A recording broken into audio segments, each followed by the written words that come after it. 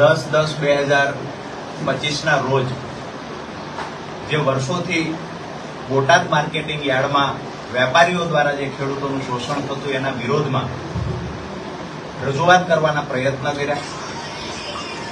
હજારોની સંખ્યામાં ખેડૂતો ઉપસ્થિત રહ્યા.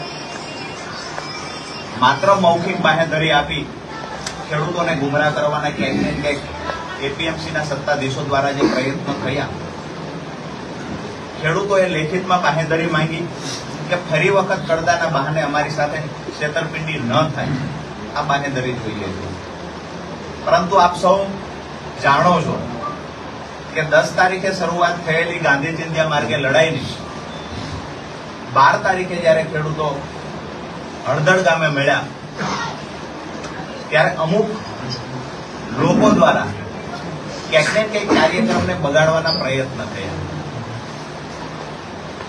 કાર્યક્રમ ખેડૂતો શાંતિથી કરી રહ્યા હતા.